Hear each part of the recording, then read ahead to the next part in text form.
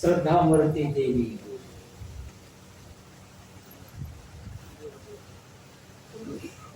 पूरे कबीर पंथ में यह माना जाता है कि सदगुरु कबीर की सर्वाधिक प्रामाणिक रचना बीजक है। बीजक के शब्द के बीच में सदगुरु कबीर ने कहा है, सदा धर्म जाके हृदय बसी, राम कसौटी कसतहि रही, जोर कसावे अंते जाई, सो बाबुर आपु ही बौराए, ताते परे काल की फांसी करुणा आपन सोच, जहां संतता संत भावे मिल रही भूलते धूल। सदगुरु कबीर कहते हैं, जिसके हृदय में सदैव धर्म का निवास होता रहता है, वह अपने आप को निरंतर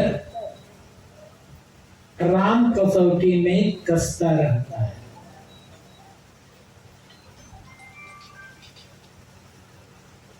और जो व्यक्ति इस राम कसौटी को छोड़ करके बाहर जाता है, क्या सच है क्या झूठ है, क्या अपना है क्या पराया है, क्या जड़ है क्या चेतन है, क्या धर्म है क्या अधर्म है, क्या बंधन है क्या मोक्ष है, इसे समझने के लिए किसी परंपरा की कसौटी लगाता है, किसी व्यक्ति विशेष की कसौटी लगाता है, किसी धर्म ग्रंथ की कसौटी लगाता है। शाह कहते हैं वो तो अपने आप पागल जैसा हो गया, सो बाबुर आपको ही बोल रहे हैं, वह पागल खुद एक पागल बनकर भटकता रहता है। और इसीलिए उनके गले में काल की फांसी लग जाती है। साहब कहते हैं, अपनी सोच करो कि तुम्हारे लिए कल्याण का मार्ग क्या है। सदा धर्म जाके हृदय बसे, जिसके हृदय में सदैव धर्म बसता है, वह राम कसौटी से अपने आप को निरंतर कसता रहता है। अब ये धर्म क्या है और राम कसौटी क्या है, इनको छोड़ देने पर आदमी की दशा क्या होती है, कैसे आदमी भटकता है, इसको समझने की जरूरत है।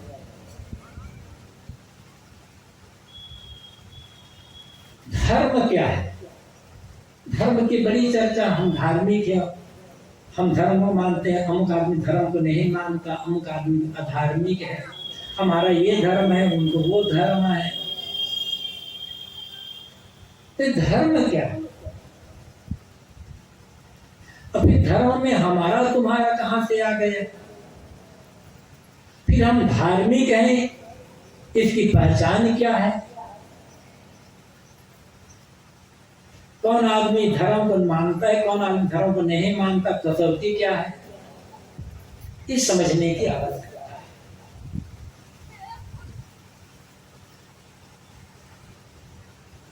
धर्म जो मानव मात्र के लिए बराबर उपयोगी और बराबर एक समान आवश्यक हो, वह धर्म है। जिसे माने बिना दुनिया का कोई भी मनुष्य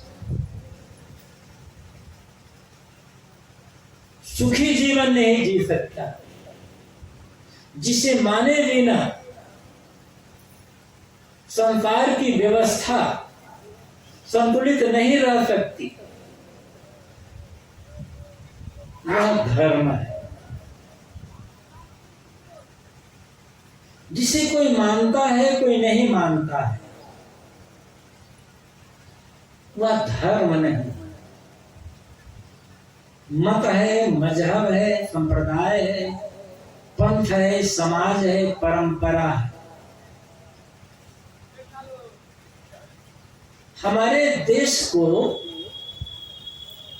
धर्मनिरपेक्ष राष्ट्र कहा जाता है। कोई भी राष्ट्र धर्मनिरपेक्ष नहीं हो सकता, संप्रदाय निरपेक्ष हो सकता है। संप्रदाय निरपेक्ष का मतलब होता है किसी एक संप्रदाय को, किसी एक वर्ग विशेष को श्रेय न देना, किंतु सबको बराबर मौका देना, मौका मिलने के लिए एक भूमिका तैयार करना। तो संप्रदाय निरपेक्ष तो हुआ जा सकता है, धर्म निरपेक्ष नहीं हुआ जा सकता। संप्रदाय अनेक है, उस संप्रदाय में निकाह संप्रदाय को आप मत कहो, मजहब कहो, पंथ कहो, समाज कहो, ये अलग अलग होते हैं। लेकिन हजारों साल से ये मत मजहब संप्रदाय को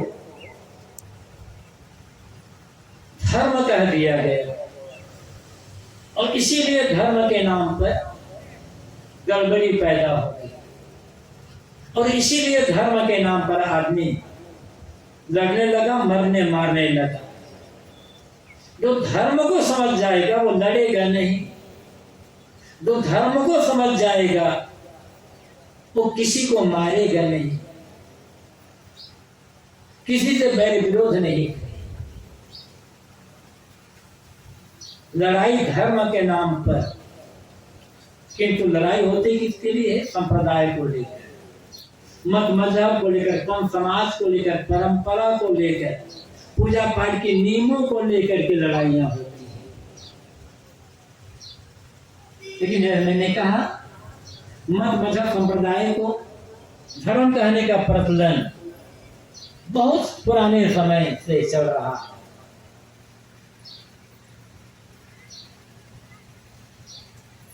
भारतीय परंपरा में 4 वेद माने गए, ऋग्वेद, यजुर्वेद, सामवेद, अथर्ववेद। इन चारों वेदों में सबसे बड़ा और सबसे पुराना वेद है ऋग्वेद। वैदिक विद्वानों का कहना है कि अथर्ववेद बहुत बाद में बना, जो भी हो, लेकिन वो अथर्ववेद भी हजारों साल पहले का है। उस अथर्ववेद में एक सूक्त आता है, पृथ्वी सूक्त, जिसमें पृथ्वी धरती माता की वंदना की गई, प्रार्थना की गई। उस सूक्त में एक मंत्र आता है, जन्म बिभ्रति बहुधा विवासम नाना धर्मानम पृथ्वी यथोपसम। जन्म लेने वाले, पैदा होने वाले, विभर धारण करना। अथर्व ऋषि कहते हैं कि हे धरती माता, हे पृथ्वी माता, तुम अपने में जन्म लेने वाले लोगों को धारण करती हो। किन लोगों को? बहुधा विवासम, अनेक प्रकार की भाषा बोलने वाले लोगों, और नाना धर्मानम, और अनेक धर्म के मानने वाले लोगों को। जब अथर्ववेद का ये मंत्र लिखा गया, ये मंत्र बनाया गया, उस समय अनेक प्रकार की भाषा बोलने वाले लोग थे। एकदम क्लियर है, बहुधा विवासम, बहुधा, बहुत प्रकार की भाषा। ये आज ही अनेक प्रकार की भाषा नहीं है, पहले भी अनेक प्रकार की भाषा लोग बोलते थे। दुनिया बहुत बड़ी है, देश का क्षेत्र बहुत विशाल है, एक भाषा कैसे हो सकती है? और नाना धर्मानंद, नाना धर्म के मानने वाले, किंतु धर्म नाना नहीं होता, धर्म एक होता है। संप्रदाय मत मजहब नाना होते हैं। हमने संप्रदायों को मत मजहबों को धर्म मान लिया गया, इसलिए भी विवाद खड़ा हो गया, समस्या बन गई। आगे बढ़ने के पहले एक बात मैं और कह दूं,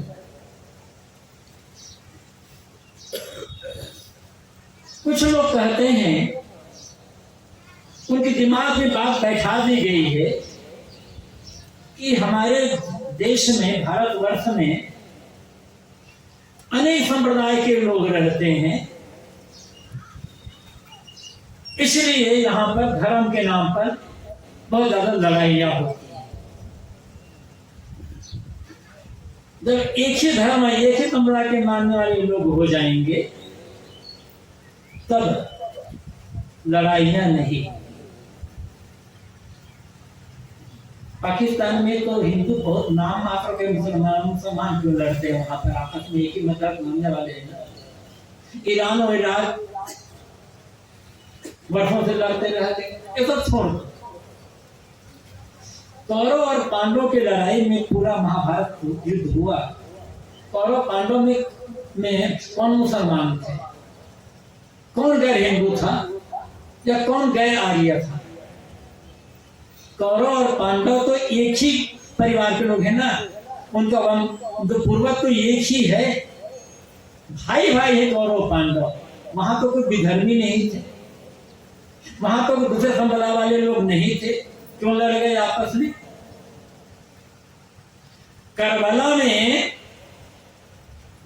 हसन हुसैन और यजीद की भी लड़ाई हुई थी, वहां तो कोई हिंदू नहीं था, दोनों मुसलमान थे। कौन गैर मुस्लिम था वहां लड़ने वाला? क्यों लड़ गए, क्यों लड़ाई हुई? उसी में हसन हुसैन शहीद हो गए, तो कोई वहां गैर मुस्लिम तो नहीं था, सभी मुस्लिम थे, आपस में लड़े।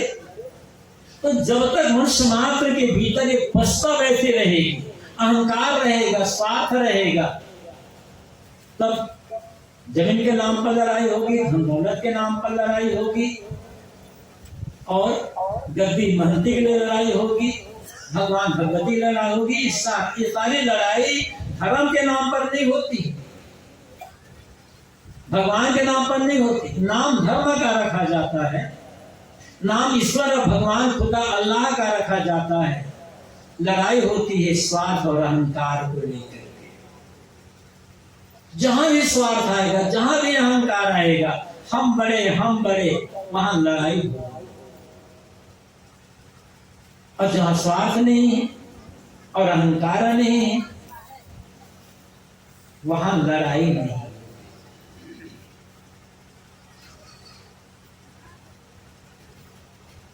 शिवाजी के सेना में अनेक मुसलमान सैनिक थे, सेना नायक थे। महाराणा प्रताप की सेना में मुसलमान थे, मुगल थे, और अकबर मुगल थे, उसके सेनापति हिंदू थे, जिन्होंने महाराणा प्रताप के विरुद्ध में लड़ाई लड़ी। हिंदू हिंदू लड़ते हैं, मुसलमान मुसलमान लड़ते हैं, ईसाई ईसाई लड़ते हैं। जहां स्वार्थ और अहंकार होगा, वहां लड़ाई होगी। बीच में धर्म और ईश्वर और परमात्मा को लाकर खड़ा कर दिया जाता है। तो धर्म क्या है? मैंने कहा था कि धर्म एक होता है, और जिसे माने बिना, जिसको धारण किए बिना दुनिया का कोई आदमी सही अर्थों में सुखी नहीं हो सकता है।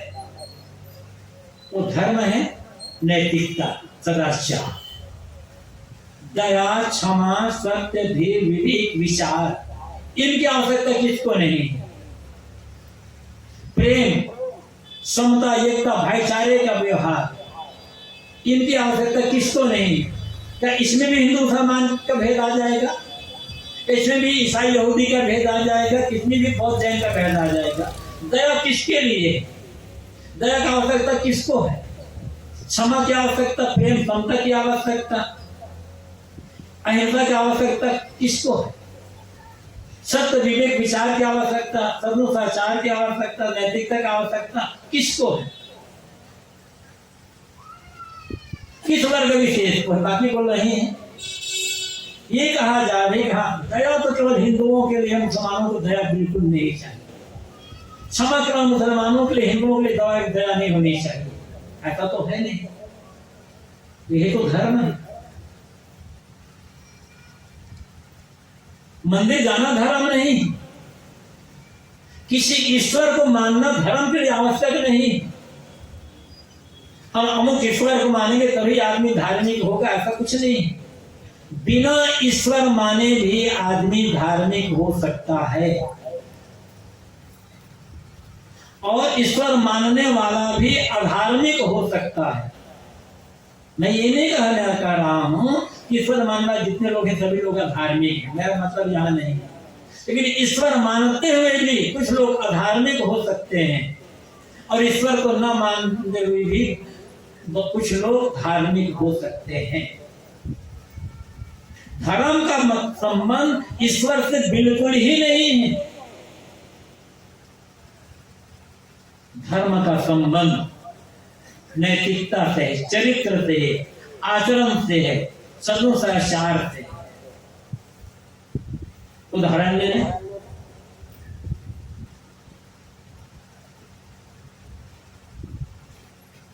वाल्मीकि रामायण में रावण के लिए कहा गया है वेद विद्या व्रत स्नाता, वेद विद्या में निपुण पारंगत। रावण वेदों का प्रकांड विद्वान और शिव जी का पक्का पुजारी। मानस ने गोस्वामी तुलसीदास जी ने भी लिखा है, उत्तम कुल पुलस्त कर नाती, शिव व्यंच पूजे उभव भांति। रावण ने अनेक प्रकार से, अनेक भांति से शिव और ब्रह्मा की पूजा की, और कहा यह जाता है आज जो शिव तांडव गाते हैं वो शिव तांडव रावण का बनाया है। इसकी कितनी प्रमाणिकता है मुझे मालूम नहीं, लेकिन मैंने सुना है लोगों से कि शिव तांडव रावण का बनाया हुआ है।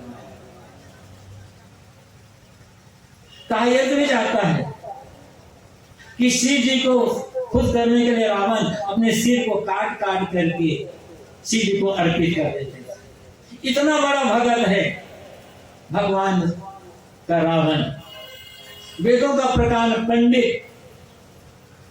आप में से रावण जैसा धार्मिक कौन बनना चाहेगा? भगवान के भगत तो है रावण। कौन कौन रावण को धार्मिक मानते हैं?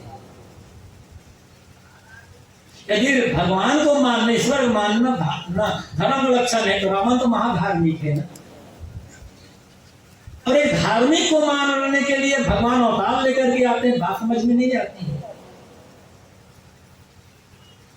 दूसरी तरफ देखो, आपकी धरती में जिनके बड़े बड़े मठ बने, तथागत बुद्ध किसी ईश्वर को नहीं मानते। तथागत बुद्ध फूल करके ईश्वर का खंडन करते हैं, महाधार्मिक है। बुद्ध जैसा धार्मिक हो जाए तो दुनिया का देश, दुनिया का कल्याण हो जाए। महावीर स्वामी बड़े बड़े तीर्थ हैं जैन परंपरा के, इसे आपके बिहार की धरती में किसी ईश्वर को नहीं मानते। जैन दर्शन निरीश्वरवादी दर्शन है, लेकिन महावीर स्वामी महाधार्मिक। क्या आप जैनों को अधार्मिक कहोगे? क्या बौद्धों को आप अधार्मिक कहोगे? और ईश्वर को नहीं मानते।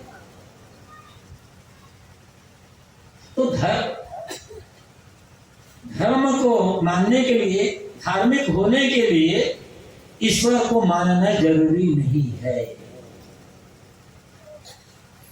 बिना ईश्वर माने आदमी धार्मिक हो सकता है यदि वो चरित्रवान है, सद्गुणी है, उसके शील का आचरण उसका है तो। और ये चरित्रवान नहीं है, शीलवान नहीं है,